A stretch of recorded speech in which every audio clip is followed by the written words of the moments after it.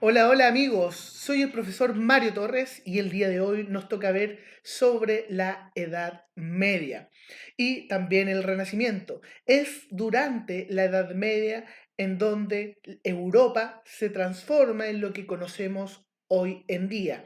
Se empiezan a conformar, ¿cierto?, los reinos, los imperios de aquella época y también es ahí, en la Edad Media, en donde vamos a tener grandes avances culturales y lingüísticos para nuestra cultura actual. Así que acompáñenme. La Edad Media o la Edad de los Mil Años tiene su ubicación temporal desde el siglo V hasta el siglo XV, marcado por el fin de las dos Romas, primero con el fin del Imperio Romano de Occidente y luego con la caída del Imperio Romano de Oriente. Si bien se le consideraba como un periodo más bien oscuro de la historia, que estaba al medio del esplendor de la Edad Antigua y los avances del Renacimiento, ahora sabemos que la Edad Media tuvo grandes avances culturales, institucionales y religiosos.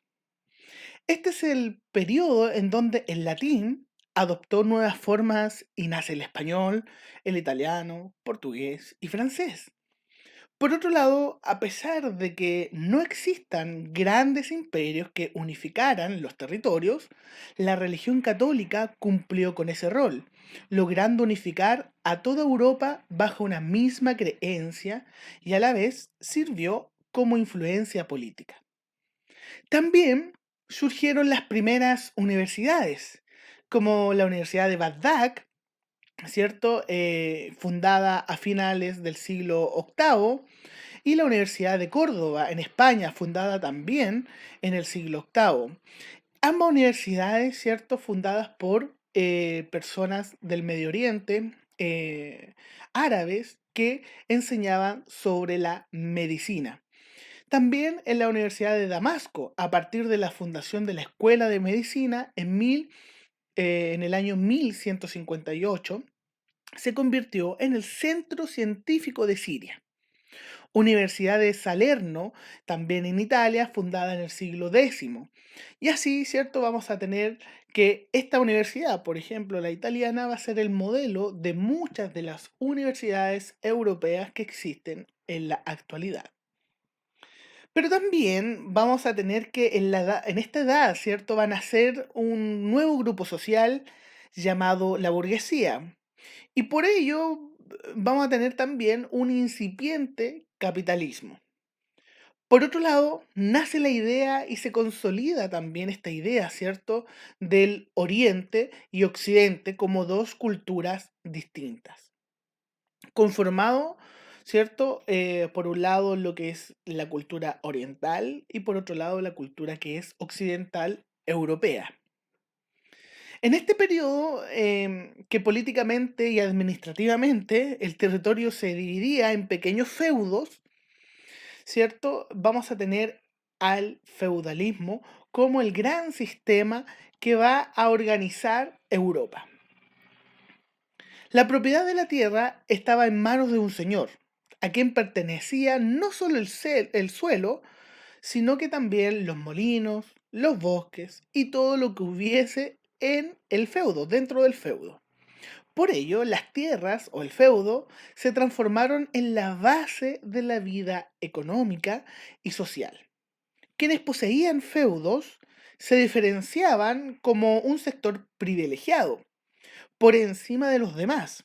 De esta forma, la sociedad se estructuraba a partir de una rígida pirámide social en cuya base se encontraban los campesinos y siervos, que eran las personas que trabajaban la tierra, y en cuya parte más alta se encontraban los señores feudales, que eran nobles o eclesiásticos, dueños de esas tierras.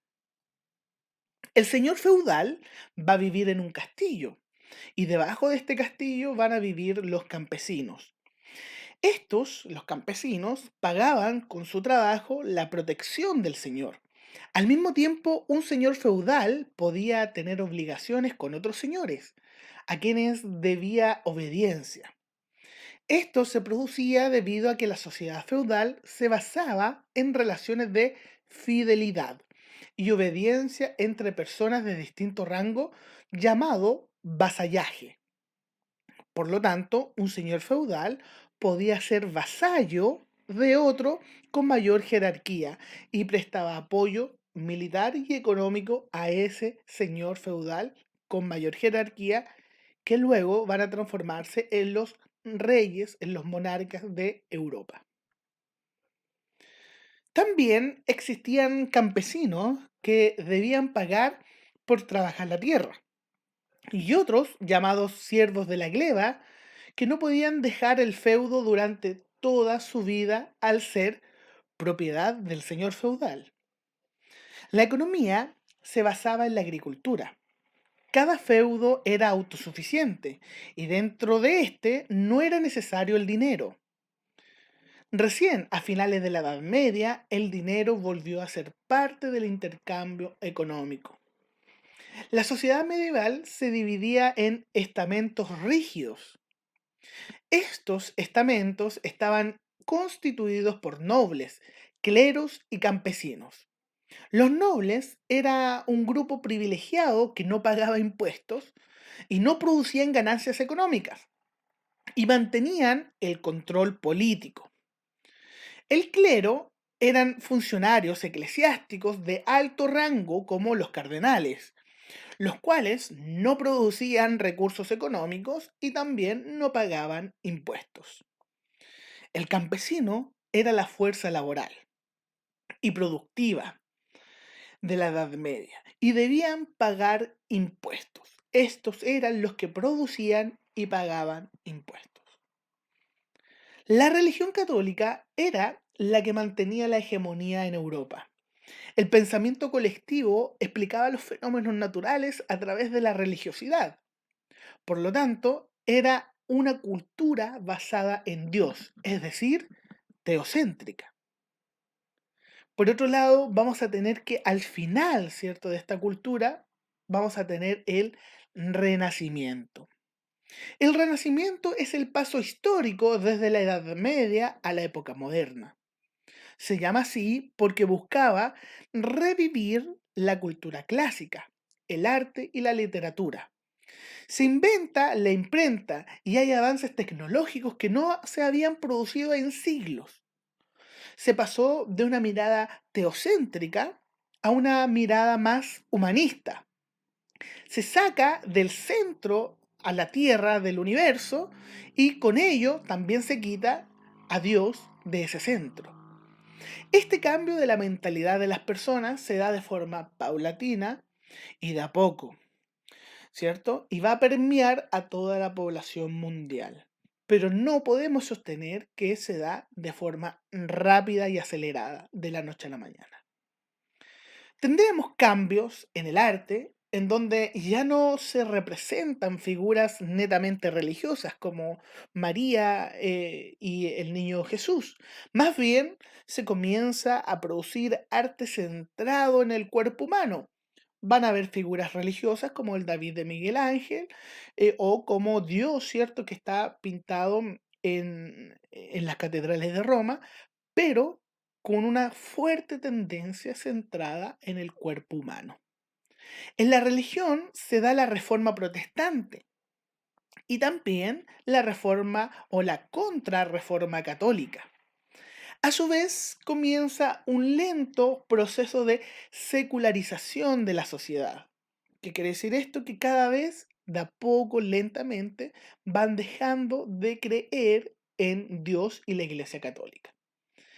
En el ámbito de la política tendremos que se termina el feudalismo y comienza la época de las monarquías absolutas, en donde el control político, militar y económico lo tendrá el monarca. Pero también surgen teorías políticas como las de Nicolás Maquiavelo en su libro El Príncipe. En el ámbito económico tendremos la economía urbana y, cierto, con esto también el mercantilismo. El mercantilismo se va a preocupar, ¿cierto?, de la acumulación de metales preciosos por parte de los estados. Entonces, el Estado que tenía más acumulación de metales preciosos, como oro y plata, va a tener más poder económico, militar y social.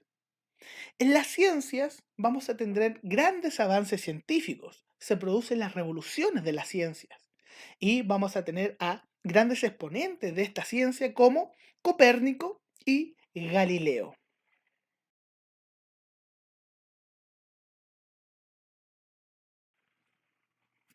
Entonces, amigos, durante el periodo de la Edad Media va a comenzar a conformarse Europa. Se van a producir cambios importantes como la fragmentación, ¿cierto?, del poder y la importancia que va a adquirir la religión católica en la cultura, en la vida cotidiana de las personas. Y también, obviamente, la importancia de los feudos. Otro aspecto importante, ¿cierto?, es cómo se manejaba y se controlaba la política, la economía dentro de estos feudos, que básicamente dependía 100% del señor feudal, porque éste era dueño de todo lo que había dentro de sus territorios. Y ya para el siglo XVI, con el fin de la Edad Media, vamos a tener que va a comenzar un renacimiento de la cultura clásica con el arte, la literatura, la invención de la imprenta, las ciencias, etcétera. Entonces vamos a tener también nuevas formas, ¿cierto?, de concebir y entender la política. Vamos a tener a Nicolás Maquiavelo, ¿cierto?, con su libro El Príncipe, que va a normar y va a dar puntos de vista nuevos para cómo, para decidir, ¿cierto?, a un dirigente, para decirle cómo debe organizar su reino, cómo debe organizar su principado. Pero aquí vamos a tener un fin, ¿cierto?, de la estructura del feudalismo, van a nacer las monarquías ya en el Renacimiento para dar paso fuertemente a la época moderna. Y como yo siempre les digo, chicos y chicas, espero que ustedes también revisen el libro, complementen estas clases haciendo los ejercicios que están en este libro, en este caso, en el libro verde, y espero que les vaya muy bien. Estaremos hablando en otra ocasión y en otra clase. Nos vemos. Chao, chao.